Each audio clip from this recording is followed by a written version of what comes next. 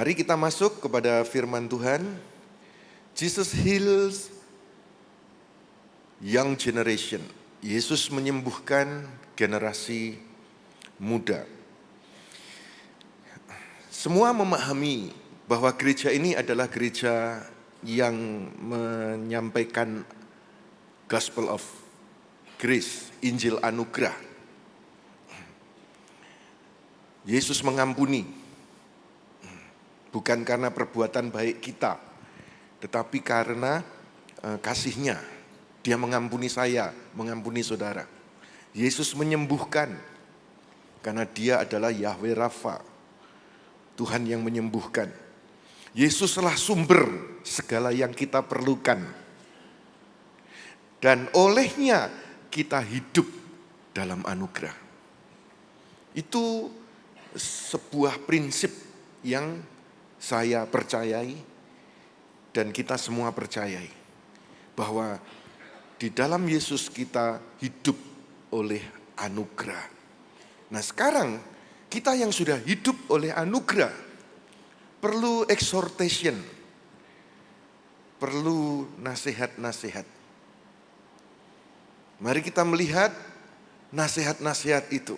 Karena saya tidak ingin orang yang sudah memahami Yesus mengampuni, Yesus menyembuhkan, Yesus sumber segala yang kita perlukan, kita hidup dalam anugerah. Lalu kita pasif, kita malas, kita diam, tidak ada nasihat, tidak ada tuntunan. Dan dari gereja ini saudaraku, menyampaikan nasihat, menyampaikan tuntunan. Mari kita melihat tuntunan dari Tuhan Yesus di Markus pasal 10 ayat 35 berkata begini. Yakobus dan Yohanes, anak-anak Zebedeus, datang kepada Yesus dan berkata, "Guru, kami ingin engkau mengabulkan permintaan kami." Wah, ini dari antara 12 murid ada Yakobus dan Yohanes. Semuanya awalannya Y. Ini termasuk Yusak ini. Yakobus dan Yohanes minta kepada Yesus. Apa yang diminta oleh mereka? Next. Dia berkata, "Apa yang kamu minta untuk aku lakukan?" Terus mereka berkata, "Karuniakanlah kepada kami supaya kami duduk di sebelah kananmu dan di sebelah kirimu dalam kemuliaan." Terus, namun Yesus menjawab, "Kamu tidak mengetahui apa yang kamu minta. Sanggupkah kamu minum cawan yang aku minum? Atau dibaptis dengan baptisan yang aku terima?" Mereka berkata, Yakobus dan Yohanes tadi, "Kami sanggup." Namun Yesus berkata, "Kamu memang akan minum cawan yang aku minum dan akan dibaptis dengan baptisan yang aku terima. Namun untuk duduk di sebelah kananku dan di sebelah kiriku, bukan hakku untuk memberikannya, melainkan akan diberikan kepada mereka yang telah dipersiapkan." Ketika murid yang 10 itu mendengar teman-temannya yang lain, teman-temannya jadi marah. Mereka marah kepada Yakobus dan Yohanes. Yesus memanggil mereka dan berkata, "Kamu telah mengetahui bahwa pemerintah bangsa-bangsa menerapkan pengaruh kuat atas rakyatnya, dan para pembesar menerapkan kekuasaannya atas mereka. Namun, kamu tidak seperti itu. Siapa yang ingin menjadi besar di antara kamu." Jadi, 2 orang murid ini kepengen menjadi besar, lebih besar dari 10 temannya. Sebetulnya Yesus tidak melarang. Namun, kamu tidak seperti itu. Siapa yang ingin menjadi besar di antara kamu, ia harus menjadi pelayanmu. Nah, saudara-saudara, next, berikutnya. Siapa yang ingin menjadi yang pertama di antara kamu, ia harus menjadi hamba untuk semuanya. 45. Sebab anak manusia juga datang tidak untuk dilayani, melainkan untuk melayani dan untuk memberikan nyawanya sebagai tebusan bagi orang banyak. Kalau saudara membaca peristiwa yang dialami oleh 12 murid bersama dengan Yesus, 2 murid kepingin lebih besar dari mereka yang lain. Yesus tidak melarang kedua murid ini untuk menjadi lebih besar dari yang lain. Tidak melarang, saudara. Sesungguhnya Tuhan ingin supaya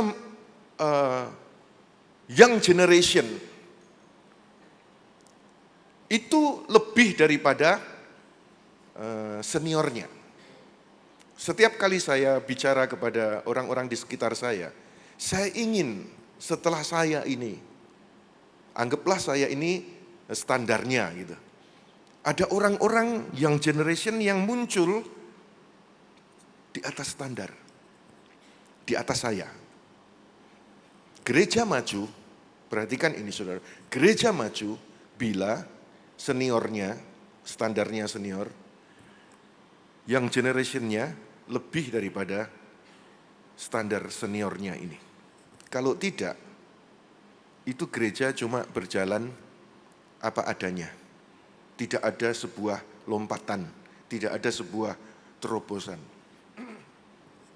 Dan saya menunggu memang ada orang YHS yang lebih daripada standarnya.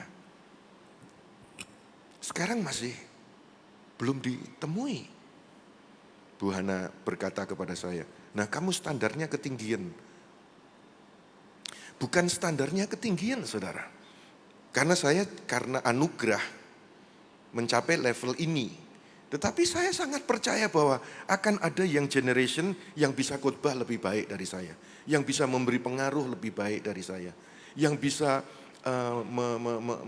merangkul, menjadi magnet orang tertarik kepada Kristus Yesus lebih daripada saya. Dan saya menunggu itu. Di gereja lain sudah ditemukan. Di gereja ini saya masih sedang menunggu. Dan Tuhan Yesus tidak melarang orang untuk menjadi lebih besar daripada komunitasnya itu. Cuma caranya, kata Tuhan Yesus, bukan seperti dunia dengan kekerasan, dengan tipu daya. Tetapi caranya adalah dengan melayani. Cara menjadi besar dalam prinsip Tuhan Yesus adalah melayani. Saudara perhatikan, ini menurut survei yang terjadi di dunia sekuler. Bila ada 100 senior dan 100 senior ini berhasil semua, ketika diteruskan oleh anaknya yang berhasil itu cuma 26. Yang 74 geleor semua. Begitu diteruskan kepada young generation, itu tinggal 26% yang berhasil. Dan ketika young generation ini diteruskan kepada cucunya, tinggal 7% yang berhasil. Jadi keberhasilannya itu kalah dengan seniornya. Dan itu adalah realita. Berapa banyak orang tua berhasil, anaknya geleor. Dan itu 74% yang gagal meneruskan keberhasilan dari seniornya. Saudara-saudara, loh berarti di dunia ini orang yang berhasil menjadi tambah sedikit? Tidak. Yang berhasil dari orang lain, bukan turunannya ini. Yang berhasil adalah muncul orang baru yang berhasil. Muncul orang baru yang sukses di dalam usaha, sukses di dalam profesinya. Tapi dari turunan ini 100 tinggal 26, 26 tinggal 7. Dan itu adalah survei. Realita. Kenapa saudara? Karena ketika generasi pertama berhasil, ini berhasilnya karena merintis dari bawah, melayani pelanggan, begitu ramah, begitu rendah hati. Lalu orang pada suka dengan dia.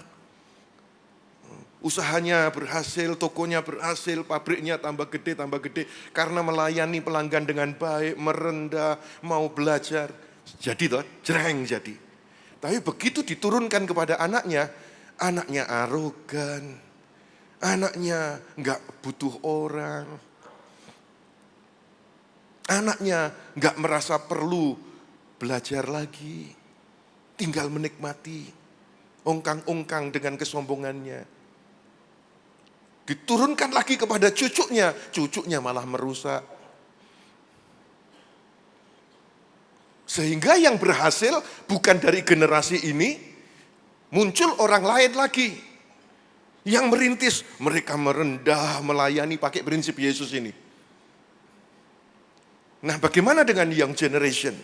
Tuhan ingin supaya siapapun kita tahu bahwa membangun bangunan itu bukan dari atap. Membangun bangunan itu dari dasar. Saya menyampaikan ini kepada senior dan kepada young generation. Kalau senior sudah membangun bangunan dengan melayani, dengan merendah, dengan dasar, dari dasar, biarlah itu diingat oleh young generation.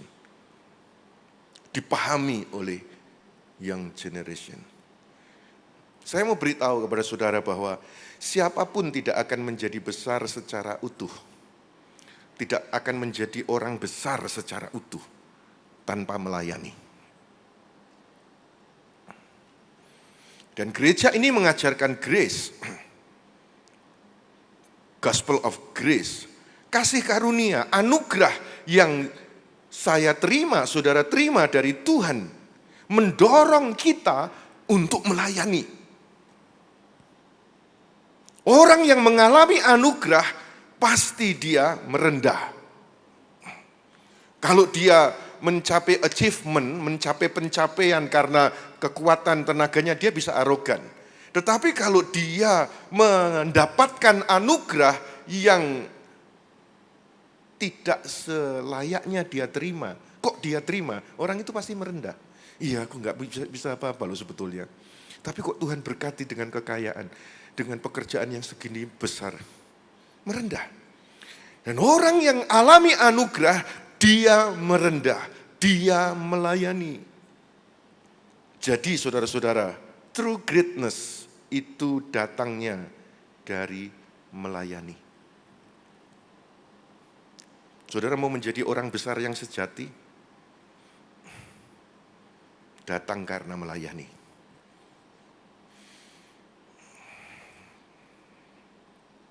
Apakah saudara ayah? Apakah saudara ibu? Apakah saudara anak? Apakah saudara pemimpin?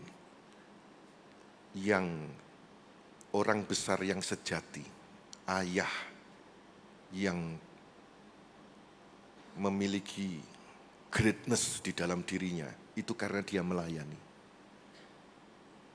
Bukan yang diktator, dia bukan orang besar.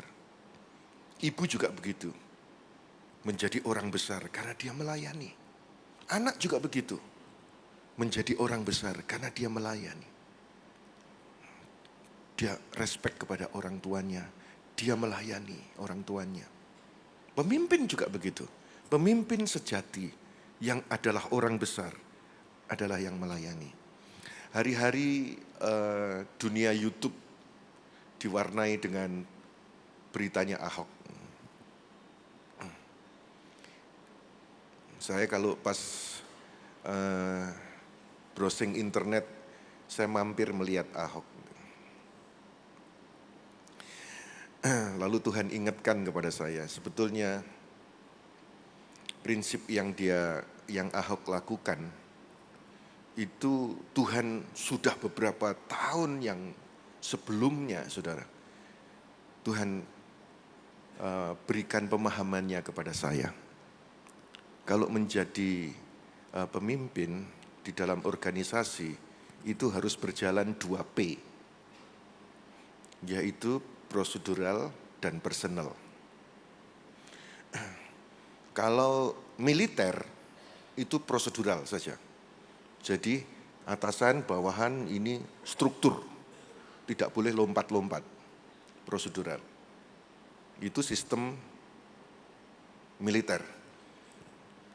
Kalau sistem manajemen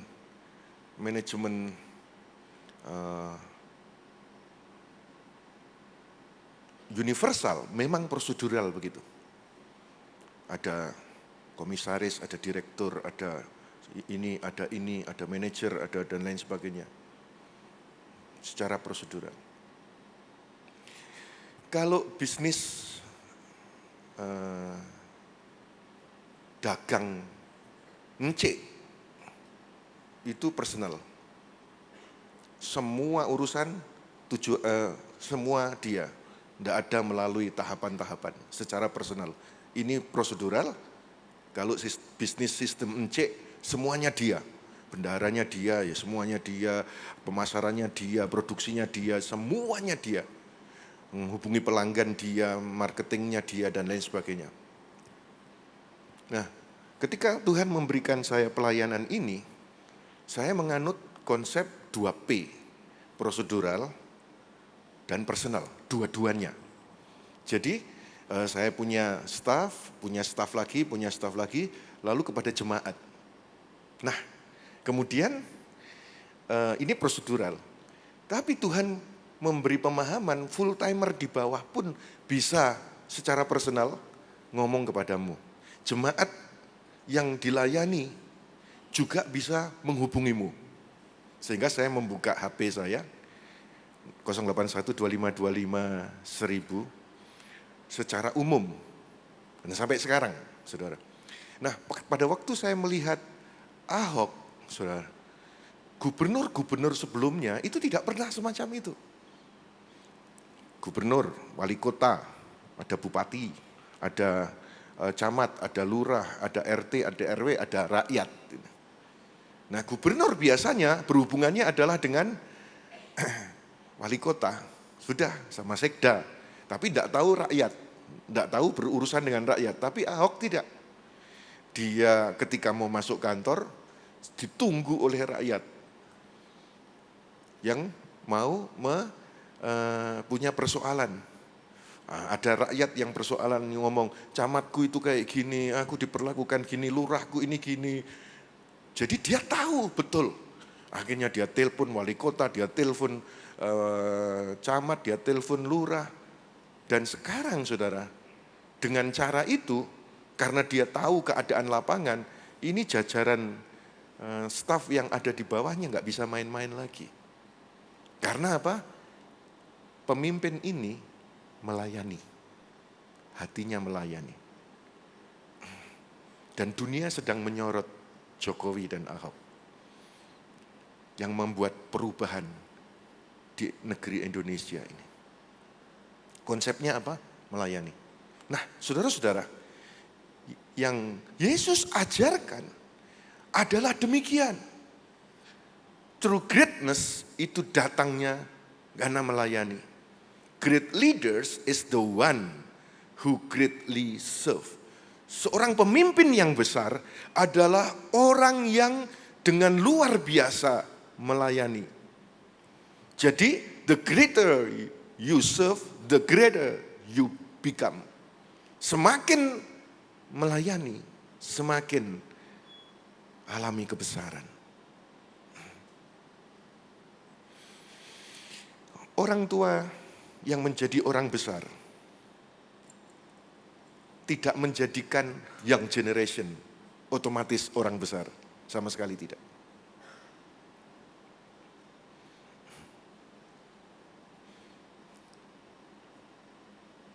Kita melihat Billy Graham.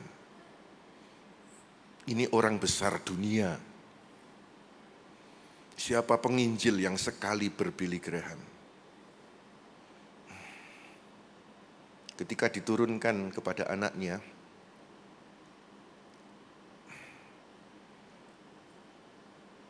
tidak seheboh ayahnya.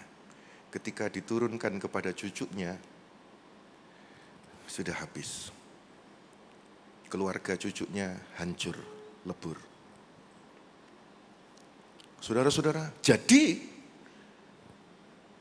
great parent, orang tua yang besar, tidak menjadikan generasi berikutnya itu orang yang besar. Begitu juga sebuah pabrik yang besar tidak otomatis membuat staf karyawannya menjadi orang besar.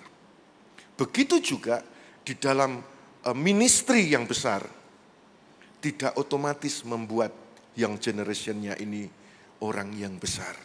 Karena apa, saudara? Karena menjadi besar, greatness itu tidak diturunkan. Tidak diturunkan. Oh, orang tuaku adalah orang besar, maka aku menjadi orang besar. Tidak, saudara. Young generation. Yesus ingin menyembuhkan young generation. Tetapi ini dipahami, saudara. Orang tuanya orang besar, tapi anaknya jadi orang kecil. Hancur. Nggak dihargai.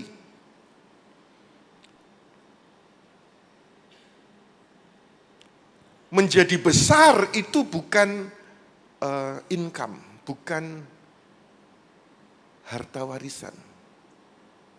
Oh, karena orang tuaku kaya, jadi orang besar, tapi kemudian dia wariskan harta warisan, lalu otomatis anaknya menjadi orang besar. Tidak, malah belarah banyak.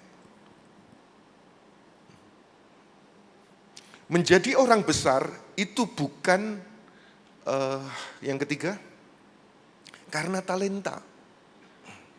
Bukan karena talenta. Wah, dia punya talenta banyak. Dia punya skill banyak. Otomatis dia jadi orang besar? Sama sekali tidak.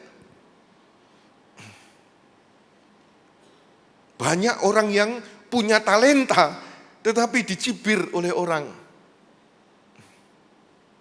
Karena dia good in doing something, tapi not good on being someone. Dia bagus dalam melakukan talenta-talenta itu, tetapi kepribadiannya hancur. Dia cuma pinter nyanyi, dia cuma pinter kerja, dia cuma pinter, tetapi secara kepribadian hancur.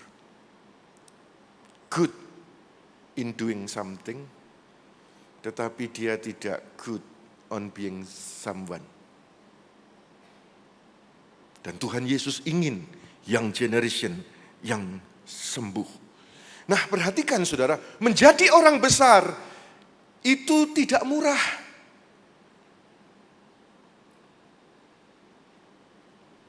Tidak murah. Dan seringkali young generation berasa, orang tuaku jadi orang besar. Kok bisa ya? Tapi dia tidak ingat bahwa dari merintis, dari kerja keras, dari melayani, dan lain sebagainya. Setelah dia jadi orang besar, orang tuanya, young generation yang ngelihat, oh papaku orang besar. Aku nggak lakukan apa-apa, juga pasti jadi orang besar. Nggak bayar harga, jadi orang besar. Tidak, saudara. Menjadi orang besar itu tidak murah. Yesus ajarkan apa? Kalau engkau dipaksa untuk jalan 1 mil, berjalanlah 2 mil. Untuk menjadi orang yang lebih dari mediocre, rata-rata, engkau berjalan lebih. Diwajibkan berjalan 1 mil, Yesus katakan berjalanlah 2 mil. Di dalam bisnis juga begitu. Dalam engkau bekerja. Misalnya saudara punya gaji 5 juta. Dengan tugas segini. Dengan tugas segini. Saudara dikompensasi 5 juta. Yesus ajarkan, jangan kerja segini. Kerjalah segini. Loh Tuhan, tapi yang digaji kan aku gajinya cuma segini. Ngapain aku kerja lebih banyak lagi? Kalau engkau kerja segini gajinya 5 juta. Dan engkau cuma kerja segini, kapan dapatkan kenaikan? Tetapi Yesus ajarkan, kerjalah lebih. Maka ada yang belum mendapatkan kompensasi. Engkau kerja lebih, engkau kerja lebih, engkau kerja lebih. Padahal engkau gajimu cuma segini. Maka yang sisanya itu akan menggelitik pemimpin. Wah, dia kerjanya luar biasa. Akan tergoda untuk memberi insentif. Untuk satu saat menaikkan gajimu seperti hasil kerjamu. Kalau sampai pemimpinnya buta, ada Tuhan yang enggak buta. Dia akan membuat saudara dipromosi dengan cara Tuhan sendiri. Ayo kita bersorak-sorai bagi kemuliaan Tuhan. Tetapi yang ada, yang nampak adalah young generation ditemukan mereka dapatkan gaji 5 juta, harusnya dia kerja segini. Tetapi karena tidak tahu melayani, tidak tahu merendah, tidak tahu membangun dasar, harusnya dia kerja segini. Bukan tambah seperti Yesus ajarkan, tapi malah bermalas-malasan. Pemimpin lihat, ini dia dapat fasilitas ini, tapi kerjanya seperti ini. Dia sengaja bermalas-malasan. Maka tinggal tunggu saja kapan dia mendapatkan pengurangan. Kalau pemimpinnya terlalu baik, tetap memberikan sejumlah ini padahal dia kerjanya cuma segini. Alam akan berbicara. Dan alam akan menuntut dia tidak layak untuk mendapatkan segini. Nah, saudara, ini young generation yang seringkali lengah dari pemahaman bagaimana bekerja, merendah, melayani. Nah, saudara-saudara, saya mendapatkan artikel dari satu rekan masuk ke WA saya. Dia berkata begini, ada yang bukan full timer, dia bekerja, misalnya dia bekerja 8 jam. Setiap bulan dia bekerja 8 jam. Dengan hasil 10 misalnya. Karena dia hidup dalam anugerah, dia cinta Tuhan, dia bagi waktunya. 4 jam dia pakai untuk bekerja di ladang Tuhan. Karena dia bisnis sendiri. 4 jam dia pakai di ladang Tuhan, tanpa upah. Maka dia ini sebetulnya dia korban. Karena dia spend waktunya 4 jam di ladang Tuhan tanpa upah. Tanpa memikirkan upah. Dia korban sebetulnya. Dan ini yang dilakukan oleh Paulus. Dia bukan full timer tapi melayani. Nah, lalu kemudian yang kedua adalah seorang full timer yang bekerja, saudara, lalu dia mendapatkan 10. Padahal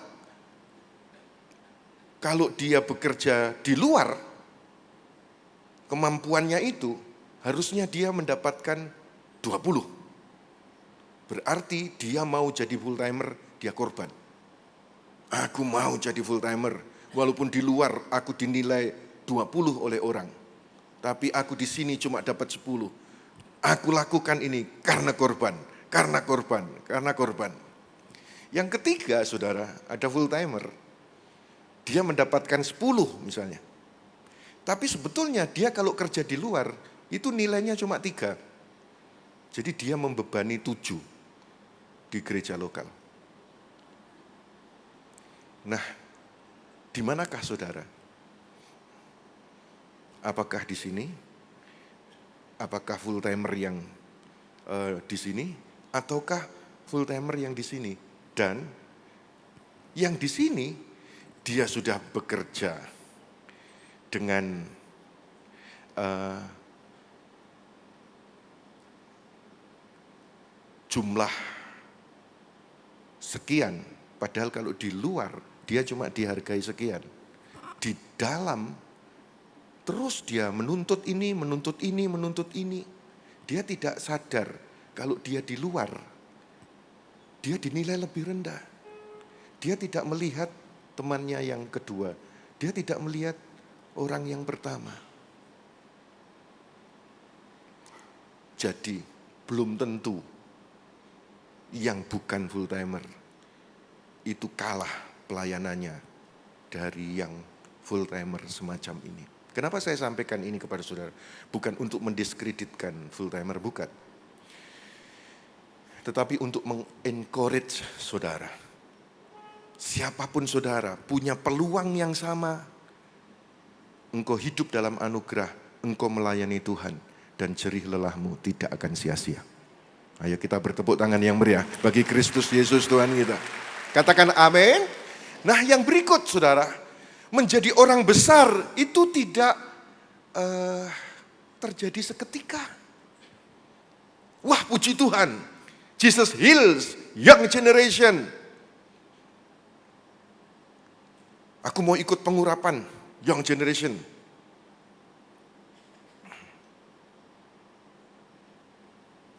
Setelah itu, pasti aku menjadi orang besar. Bukan begitu, saudara. Oh, aku ibadah. Dalam sebulan, aku jadi orang besar. Bukan begitu, saudara. Karena apa? Menjadi orang besar itu tidak seketika. Memang kita diampuni seketika. Kita dapatkan anugerah seketika. Kita mendapatkan jaminan masuk di dalam rumah Bapa di surga sebagai anak Bapa seketika. Tetapi ketika saudara bukan vertikal ini anugerah, tetapi horizontal engkau bekerja, engkau meraih pencapaian-pencapaian, itu proses. 2 Timotius 2 ayat yang ke-20 dikatakan begini. Di dalam rumah yang besar tidak hanya terdapat perkakas emas dan perak, tetapi juga kayu dan tanah liat. Sebagian adalah barang yang berharga dan sebagian lagi kurang berharga. Bukan hanya vessels of gold, perkakas apa tadi? Perkakas emas. Bukan hanya vessels of gold, tetapi ada yang hina. Saya ingin memutarkan video yang kedua ya. Bagaimana seseorang dites gitu. Ini terjadi di Amerika. Dites, ada kamera, lalu orang ini beradegan, lalu mereka ini tujuannya ngetes lalu lalangnya orang. Mari kita lihat adegan ini. Bagaimana orang yang berkualitas, orang yang tidak berkualitas. Silakan diputar. What's up guys, I'm Kobe Person. Today we're on the streets of New York City. We're going to see which one are New Yorkers more likely to give to. A guy asking money for his family or a homeless man asking for drugs and alcohol. Hope you guys enjoy the video.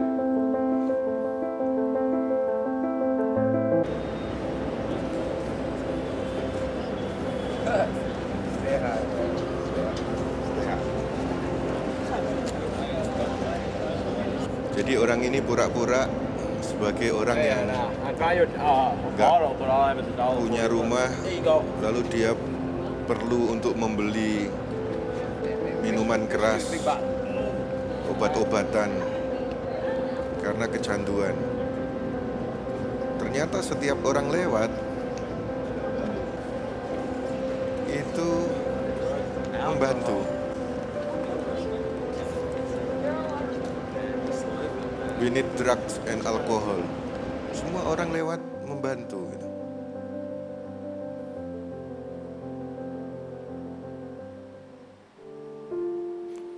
Nah, 1 jam berikutnya dia berakting sebagai seorang ayah yang membutuhkan uang untuk keluarganya.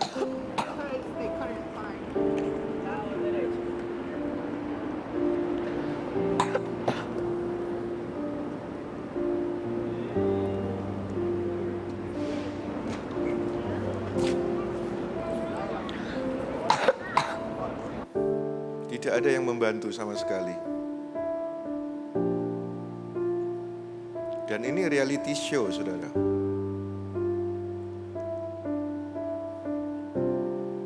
Beda dengan yang tadi kan sebelumnya. Banyak yang bantu. Padahal ini yang harusnya dibantu. Tapi masyarakat diberi soal sedemikian memilih yang di sana. Memilih yang nomor satu tadi. Lihat nggak ada yang membantu sama sekali. Lalu kemudian datanglah ibu ini. Oh my God. Thank you so much. I really appreciate that. I really appreciate that. Can I say a prayer for you? Yeah. Pray that God looks out for you and wakes you up every morning and keeps you beautiful, little one. God bless you. God bless. Excuse me, wait one second. I just want to tell you something. That this is actually, we're filming, there's a camera right here, we're filming a social experiment. And that was the most amazing thing in the world because you're homeless, you said you need it more than me, and you gave what you made, and we're not, this actually, no one else has actually gave. People, thousands of people walk by, and they don't do anything. I want to give you something for that, maybe just to help you out. Here's give you like $100 and it could do Beberapa something. Like, ratus you're just dolar amazing. You're akhirnya going to help diberikan. us when you don't even have a lot yourself. I Dengan really orang appreciate yang that. punya Just hati want to give you a besar. hug. Thank you so much. That was amazing. You're a hero.